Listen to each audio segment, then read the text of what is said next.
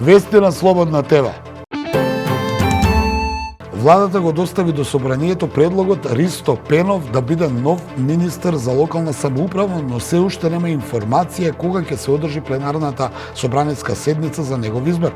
Од кабинетот на претседателот на собранието информираат дека дополнително ќе биде соопштено кога ќе се одржи седницата за избор на Пенов, кој е предложен на оваа позиција откако досегашниот министер Горан Милевски од лични причини поднесе оставка. Во собранието денеска се одржуваат средба на координаторите на пратеничките групи со претседателот на собранието Талат Џафери, на кои ќе се договараат наредните активности. Европската комисија денеска ќе го усвои пакетот за проширување на земјите од Западен Балкан со посебен извештај за напредокот на секоја од државите во процесот на евроинтеграциите, вклучително и за Северна Македонија.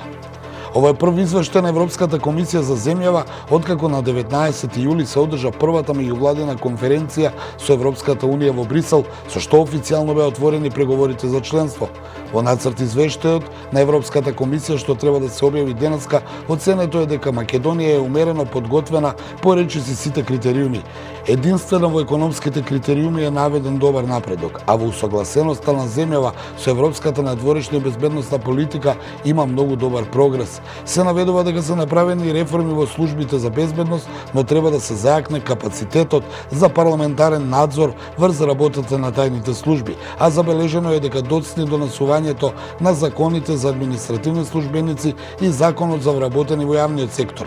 Правниот систем постигнал одреден степен на подготвеност и е умерено подготвен, а земјата постигнала и одредено ниво на подготовка и е умерено подготвена за превенција и борба против корупцијата.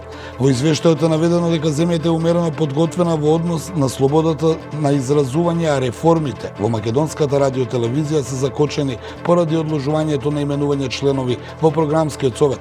Вице-премиерот за европски прашања Маричич минатата недела изјави дека од новиот извештај на Европската комисија не се очекуваат некои изненадувања. Тој истакна дека тие извештаи секогаш ги гледаме како објективна оценка на работите и генерално се очекува позитивен извештај на Европската комисија.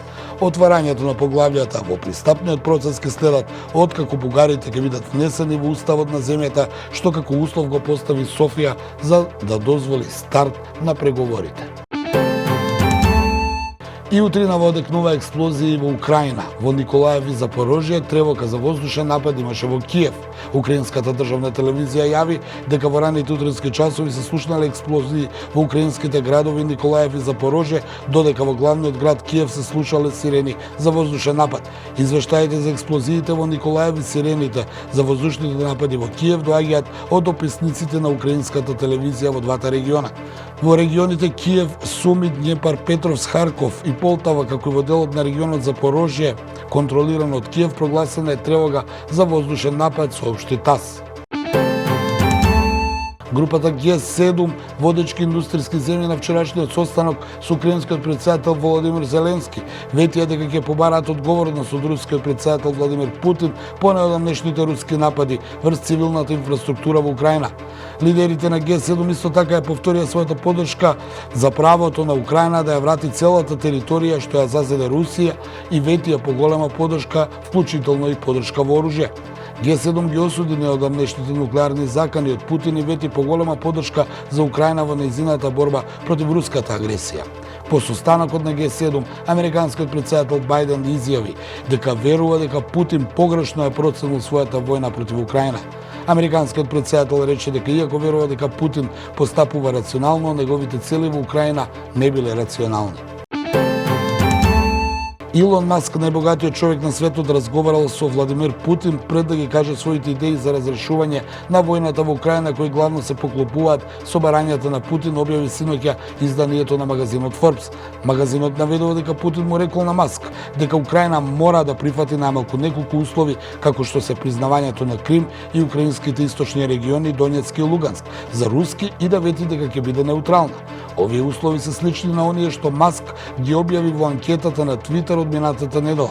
Во неа милиардерот сугерираше Украина да остане неутрална, формално да го предаде Крим на Русија и одржување на референдум под мониторинг на Обединетите нации во кој би се гласало дали украинските територии да се приклучат на Русија или да останат во границите на Украина, иако Кремљ веќе ги обележа како свој во меѓународно оспорениот референдумот минатиот месец.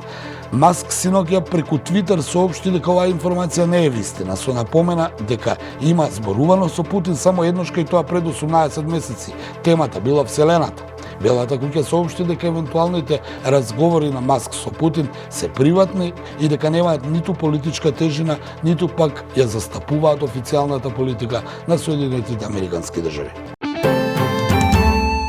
Ги следавте на новите вести на Слободна ТВ.